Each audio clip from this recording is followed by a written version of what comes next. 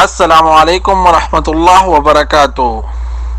زیم احمد د مولانا ادریس فاونډیشن د طرف نه د دې فاونډیشن اهم مقصد خدمت او د معاشري بیداری ده. د زمونگ معاشرہ کې ډیر غریبانان، ډیر کمزوري او ډیر حاجتمند هم شته. مونږ خپل کردار د سوشل میډیا په ذریعہ د معاشرې هر ګوټ ته رسول غواړو چې د معاشرې هر کمزوري طبقه زمونږ د مهنت نه استفاده واخلي. زمونږ اصل هدف دا دی د یتیمانانو امداد، د بیوسه مور او پلار چې د لور واده کول غواړي او هغې بل سلارني هغې سره امداد کول او د کردارو سره هم امداد کول. د مسجد باره کې هم دی کې پیکج شامل دی چې قرآن مجید ضرورتي تعمیراتی کام شروع وي یا نور وغیرہ څه ضرورت وي نو هم دی کې مونږ سره د مسجد او د مدارسو هم شته.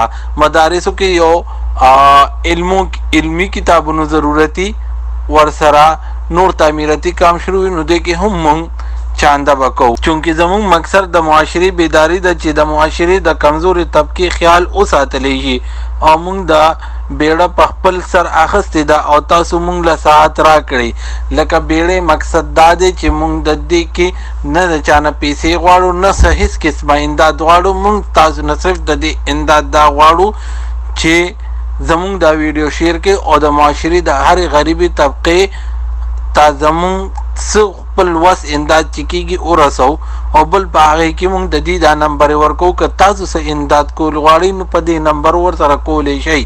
دې کې زمونږ نمبر نشته، دا د هغه کس په نمبر چې تاسو ورسره امداد کولی شئ. او که امداد نشئ کولی دا ویډیو ضرور شیر کړئ. اوس تاسو سره چې په سکرین باندې دا کوم تصویر راغلی دی د نمبر سره دا نمبر مخامخ لګېدلی، په دې نمبر تاسو کانټیکټ کولی شئ. هم دا یتیمانان دي او دې سره تاسو هیلپ کولی شئ خپل. نو دې دپاره مونږه 1000 روپۍ لیږو. تاسو راځئ مونږ سره ویډیو وګورئ، انشاءالله دې ته مونږ 1000 روپۍ لیږو. دوستانو تاسو چې ګرم دا ویډیو تاسو سره په سکرین باندې چلیږي نو د دې مقصد دا دی چې دا مونږ دې سره خیره سره امداد وکړو. تاسو هم دې کې خپله حصه اخلئ نو د ثواب دپاره دا شیر کړئ.